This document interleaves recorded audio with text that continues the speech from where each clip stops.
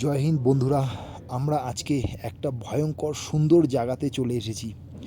আমি এর আগে তো কোনো দিনও দেখিনি, তাই কাজের ফাঁকে আমরা আজকে এই জায়গাটায় পরিদর্শন করতে আসলাম।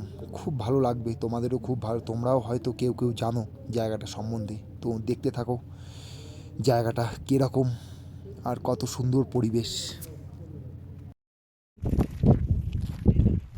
এই দেখো, আমরা এখন সবাই আছি গুরুডনমার্গ লেক। গুরুডনমার্গ লেকের চারপাশ আমরা পরিক্রমা করছি। গুরুডনমার্গ লেক সিকিমে অবস্থিত, সিকিমের গুরুডনমার্গ লেক।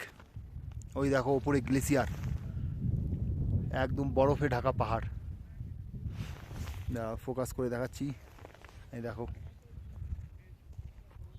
এই গুরুডনমার্গ লেক 5 থেকে 6 কিলোমিটার একটা রাউন্ডের দূরত্ব। একটা রাউন্ড পরিক্রমা করতে প্রায় 5 থেকে 6 কিলোমিটার। খুব বড়। এখানে মার্চ, এপ্রিল, মে, জুন ট্যুরিস্ট অনেকে আসে। এখন ট্যুরিস্টের কাউকে অ্যালাউ করেনি বলে কেউ আসেনি, তাই আমরা এখানে আর্মির কাজের জন্য এসেছি গুরুডনমার্গ লেক পরিক্রমা করে নিতে। ড্রোন ভিডিও শ্যুট হচ্ছে, দেখো না, এই যে ড্রোন, এই গেল।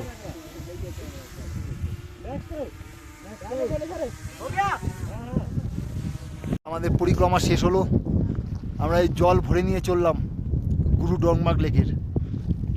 জল খুব শুদ্ধ জল। এখানে আমরা যা পাপ করেছি সব পাপ অন্তত কিছুটা হলে ধোবে। সবগুলো তো ধোবে না, সব পাপ ধুতে পারে না।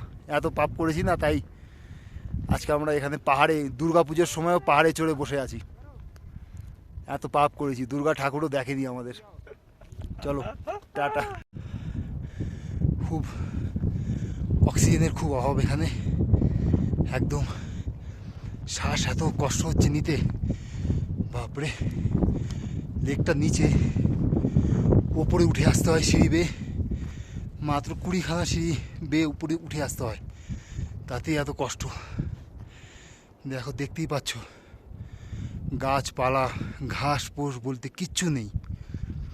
একদম পুরো মানে কী বলবো, ন্যাড়া পাহাড় যাকে বলে। উফ।